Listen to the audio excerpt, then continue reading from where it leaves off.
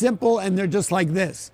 Have a plan on how much money you want to make in a day. And when you reach your goal, turn the machine off and go home. The only thing that where you can't get back is time, right? Time is the most valuable commodity in the world, right? So think about that. If I'm a 100-share trader, I should be making $100 a day. Rules that retail traders should know. And then I was wondering if I could give you a few of the rules that I follow and 100%. get you to critique them. Okay, good. Yeah, go for it. So what would you say the 5 rules of day trading are? Successful day trading. So with your over 30 years of experience on the New York Stock Exchange, what would be the top tips that you could give for successful day trading? Okay, so first of all, as a broker on the floor of the stock exchange, what I do for my business, which is trading the S&P 500, even though it is considered day trading, it's not what I teach retail people about day trading. It's a different thing. So let's separate that.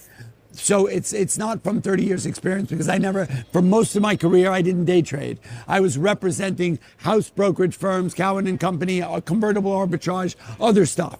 Wow. So what I've learned over the last number of years about day trading, about technical analysis and risk management, is what I need to convey to you guys, because that's where you're going to see value.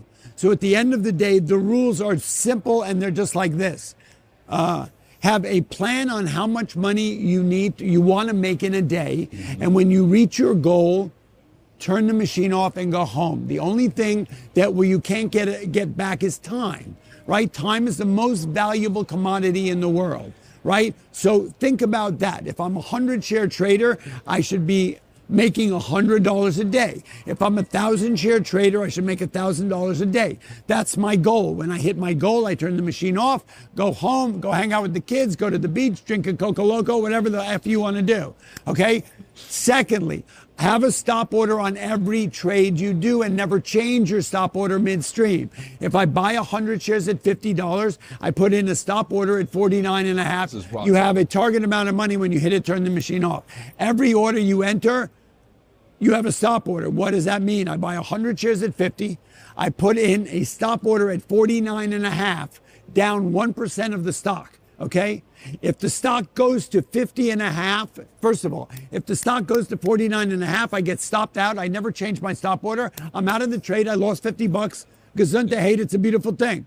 If it goes to 50.5, I immediately take a profit, because trading with a profit, with a little money in the bank, is the greatest sense of confidence you can have. So let's say I bought 100 shares, I sell 50 shares, 50% of my trade, up a half a dollar. Okay, and I moved my stop order from 49.5 to 50, break even. So now I just made $50, and I now cannot lose money on the trade. That is the greatest way to learn and to trade, knowing that I just put a couple of dollars in the bank, and now I cannot lose money on the trade. Okay, what an amazing feeling.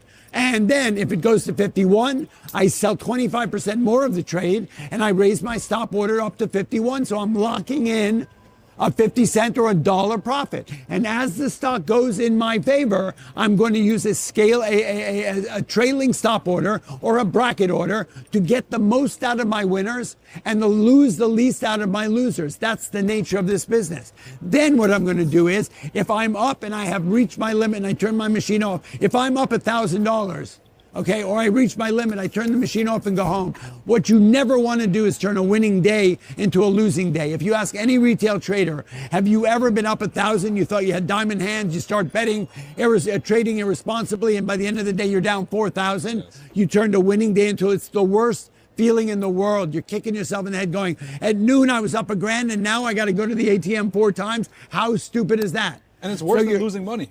It's way worse than losing money. Yeah. So that's turning a winning trade into a losing trade, and that's turning a winning day into a losing day. Yeah. So basically, that's kind of and then let's say you get into a trade, you lose, you get stopped out, you lose $50. You get into another trade, you get stopped out, you lose $50. If you have 3 losing trades, you turn your machine off.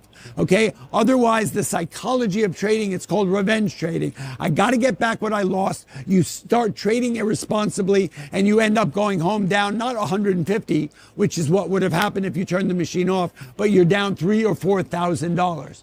Okay. So never revenge trade when you'll come back from a bad day. You'll come back from a bad week, but you'll never come back from being up $500 and by the end of the day you're down $8,000.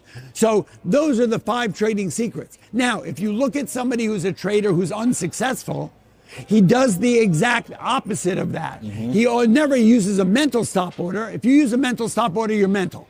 First of all, he doesn't have a goal in mind, so he's just trading like rampantly. He's up 200, he's down 500, so there's no organization or strategy there, right? And he doesn't know about turning winning trades and winning days into losing days. And then when he starts losing money, he stays in, he goes all in, and he starts losing money more and more and more. The analogy I use is when there are 2 kinds of gamblers that go to Vegas. There's a guy who says he's got $1,000. He sits down at the blackjack table. He said, if I make $1,000, I'm going to turn it off. I'm going to go to Ruth's Chris, get a steak, take my family to see a show, and I'm going home. The other trader has no plan, has no strategy. He goes in there, he's up 1,000, he thinks, great, I got 2,000. He starts betting and betting and betting. By the end of the night, he's down $8,000. He's been to the ATM 5 friggin' times. He doesn't have enough money to pay his rent, and it's a losing situation. So there are strict rules. I'm happy to share them with you 1,000,000 times over, because those are like the 10 commandments of day trading. And if you can't follow some of your rules and some of mine, because you will lose, right? I hear people say, how you doing? Well, I'm batting 80%. Really? So you're up, you're profitable. Well, no, not really. So I said, well, how is that possible? Well, I had 4 winning trades. I made $100 each. So I was up 400. Then I had 1 loser and I lost $8,000. Well, that's not a sustainable trading strategy, right? To be betting that way or trading that way. So you got to follow the rules, learn the game, right? There are strict discipline and consistency are really the keys to the castle to be a success.